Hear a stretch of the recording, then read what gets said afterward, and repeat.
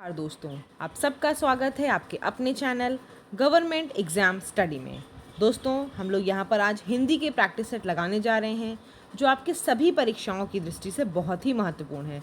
चाहे आपकी यूपी पेट की परीक्षा हो, यूपी कांस्टेबल हो, सुपर टेट हो या फिर आपकी आने वाली लेखपाल की परीक्षा। तो दोस्तों शुरू करते हैं। पहला प्रश्न है, महाजन शब्द में समास है?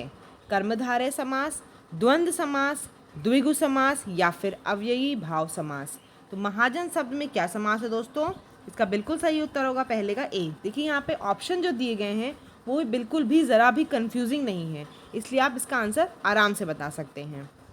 दूसरा प्रश्न है, निम्नलिखित में शुद्ध वाक्य कौन सा है? मैं आपका दर्शन करने आया हूँ। इस बात के कहने में किसी को संकोच न होगा।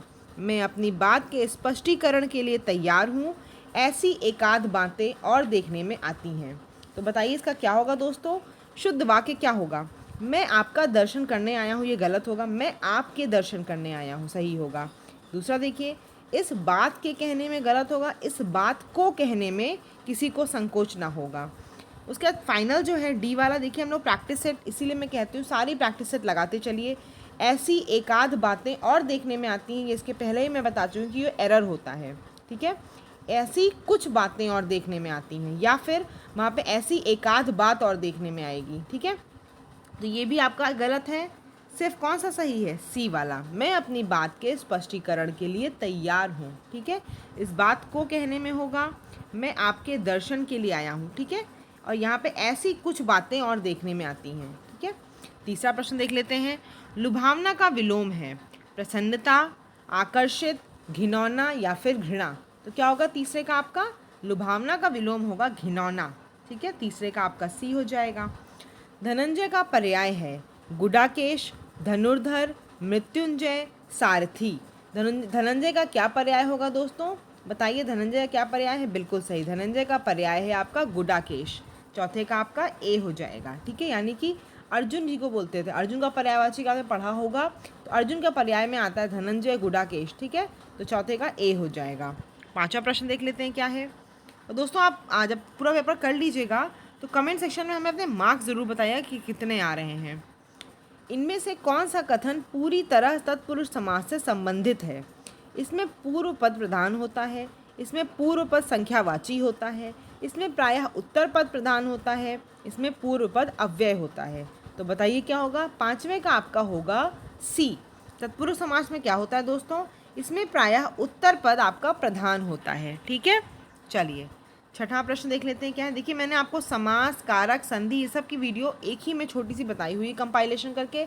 अगर आप बोलेंगे तो उसको डिटेल वीडियो में अलग अलग बना दूंगी, लेकिन उसको देख ज़रूर लीजिएगा, कन्फ्यूज़न नहीं होना चाहिए परीक्षा में आपको। कलई खुलना मुहावरे का सही अर्थ है रंग उतर जाना, सच्चाई का पता लगना, भेद प्रकट होना, चमक का गायब होना। तो क्या होगा दोस्तों? सिक्स का आपका सी हो जाएगा, कलई खुलना का भेद प्रकट होना। निम्न में से कौन सा शब्द स्त्रीलिंग है? गृह, चंदन, पत्ता, सभा। कौन सा इसमें से स्त्रीलिंग है? सभा आपका स्त्रीलिंग है। ठीक है, अगला देख लेते हैं। थोथा चना बाजे घना, इस मुहावरे का अर्थ बताना है।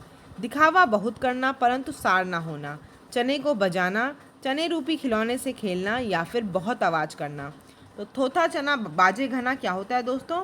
दिखावा बहुत करना परंतु सार ना होना, इसका ए हो जाएगा। अगला है विलोम शब्द। एकता का विलोम अगर पूछा जाए तो मुझे नहीं लगता आपको ऑप्शन की ज़रूरत होगी, आप सीधे बता देंगे एकता का विलोम क्या होता है दोस्तों? अनेकता।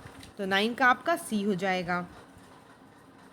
10वां प्रश्न है, होनहार बिरवान के होत चीकने पात, इस लोकोक्ति का सही अर्थ है। होनहार बालक सुंदर होता है, सुंदर बालक होनहार होता है, होनहार बालक के गुण बचपन से ही दिखाई पड़ने लगते हैं, होनहार बालक सुंदर नहीं होता। तो इसका क्या हो जाएगा दोस्तों? सी ऑप्शन हो जाएगा, होनहार बालक के गुण बचपन से ही दिखाई देने लगते हैं। चलिए आगे देख लेते हैं 11 प्रश्न। नग का अनेकार्थक शब्द नहीं है, पर्वत, सूर्य, सर्प, हाथी।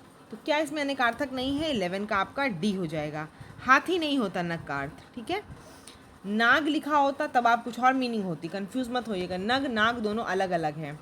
12 प्रश्न देख लेते हैं। निम्नलिखित वाक्यों में से एक में करण कारक के विभक्ति चिन्ह का प्रयोग हुआ है। किसका हुआ है बताइए। कारक में आपको पता है क्या होता है, करण कारक में होता है के या फिर से। कर्ता ने कर्म को करण के से, है ना। तो करण कारक में या तो के होगा या फिर से होगा। आपको देखना है इन दोनों में से कौन सा यूज हुआ है। लड़का दर्द के मारे छटपटाता रहा, भोजन के निमित्त पधारिए, सिंह वन में या गुफा में रहता है, सरकार गरीबों के वास्ते कई योजनाएं चला रही है। तो देखिए करण कारक मैंने आपको समझाया भी हुआ है। जैसे आपका होता है कि राम ने रावण को बाण से मारा, तो ये क्या हो गया आपका करण कारक।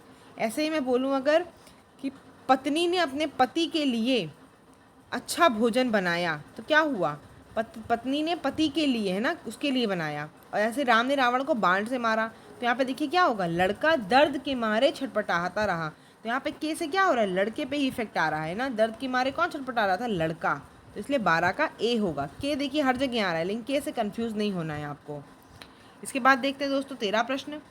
कौन सा वाक्य आसन्न भूतकाल में है। तू आता तो मैं जाता, मोहन आया सीता गई, वह आया था मैंने आम खाया है। आसन्न भूतकाल का मतलब क्या होता है दोस्तों, कोई भी क्रिया जो आपकी हुई तो भूतकाल में ही है क्योंकि भूतकाल की बात है, लेकिन जस्ट अभी ख़त्म हुई है, उसे बोलते हैं आसन्न भूतकाल। ठीक है, जैसे कि हम बोलेंगे कि अभी अभी ये काम हो गया, तो आप समझ लीजिएगा वहाँ तो आसन्न भूतकाल है ही है। यहाँ पे देखिए क्या होगा आसन्न भूतकाल, डी, ये अभी ख़त्म हुआ है, मैंने आम खाया है। ठीक है, 13 का आपका डी हो जाएगा। चौथा प्रश्न, 14 प्रश्न। लुटिया शब्द का बहुवचन क्या है। लोटे, लुटिया, लुटियाँ, लुटियाएँ। क्या होगा 14 का, 14 का आपका सी होगा, लुटियाँ। ठीक है, 15 प्रश्न देख लेते हैं। चंद्रिका का पर्याय है चंद्रहास, रजत, कौमुदी, स्वर्ण किरण। क्या होगा 15 का, 15 का आपका सी होगा। चंद्रिका का पर्याय क्या होगा दोस्तों, कौमुदी होगा। ठीक है, चलिए अगला देख लेते हैं। 16 प्रश्न हमारा। चंद्रिका का पर्याय देखिए कौमुदी भी होता है और क्या होता है, चांदनी भी होता है। ठीक है, गिरा हुआ के लिए एक शब्द निर्माण है, पतित, लुंठित, धराशायी, पातकी। तो क्या होता है, गिरा हुआ का मतलब पतित। 16 का ए। 17 देख लेते हैं। इत्यादि शब्द में कौन सी संधि है। यण संधि, वृद्धि संधि, गुण संधि, दीर्घ संधि। कौन सी है, इति प्लस आदि इत्यादि आपका या आ जाएगा तो यण संधि हो जाएगा। 17 का ए हो जाएगा। किस शब्द की वर्तनी अशुद्ध है।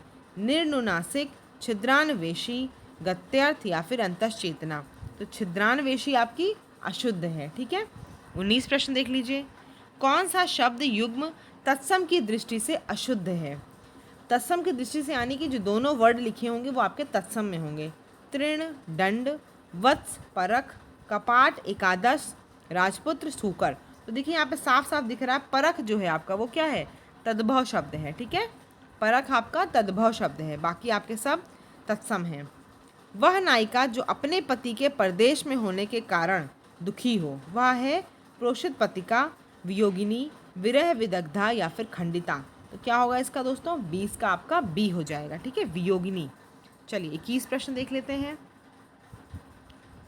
21 प्रश्न है, विसर्ग संधि है निष्कर्म, संयोग, सदैव, गिरीश। आपको इसमें देख के पता चल रहा क्योंकि षटकोण वाला सा आ रहा है, तो कहाँ आता है, जब हम निहि प्लस समथिंग लिखते हैं तो क्या आता है, वहाँ पे षटकोण वाला सा आ जाता है। तो 21 का हो जाएगा निष्कर्म, आपका बिल्कुल सही उत्तर है ना।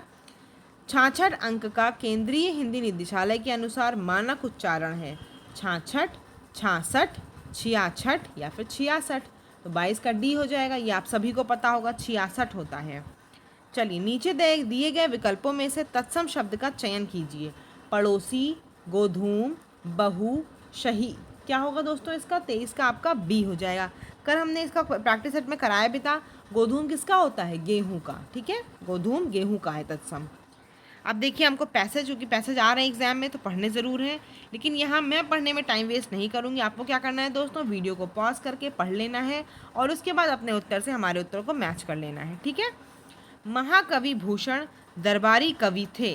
तो देख लीजिए, तो सीधे सीधे क्वेश्चन पूछा जा रहा है, महाकवि भूषण दरबारी कवि थे, उनके आश्रयदाता राजा का नाम बताना है। पढ़ लीजिएगा ऊपर से और मुझे बताइएगा। शिवाजी, छत्रसाल, औरंगजेब या फिर वीर सिंह जूदेव। तो क्या है बताइए, बिल्कुल सही, इसका उत्तर है शिवाजी। ठीक है, चलिए आज का आखिरी प्रश्न 25वां प्रश्न। कमेंट सेक्शन में अपने आंसर ज़रूर बताइएगा मुझे। मार्क्स कितने आ रहे हैं। छत्रसाल बुंदेला ने जिस समय मुगलों का सामना किया उस समय उनके पास थे 2 सवार और 5 पैदल, 5 सवार और 25 पैदल, 25 सवार और 2 पैदल, 25 सवार और 5 पैदल। तो क्या होगा 25 का बी हो जाएगा, बिल्कुल सही 25 का बी हो जाएगा, 5 सवार और 25 पैदल। दोस्तों आज के लिए इतना ही है आपके लिए। आप कमेंट सेक्शन में अपने मार्क्स ज़रूर बताइएगा। कोई क्वेरी हो उसको कन्फ्यूज़न को आप हमसे डिस्कस कर लीजिएगा। कई बार आपको कन्फ्यूज़न होती, लगता है आंसर गलत है लेकिन वो होता नहीं है। फिर भी आपको अगर लग रहा है तो आप ज़रूर बताइएगा, मैं उसको दूर करने की पूरी कोशिश करूँगी। धन्यवाद।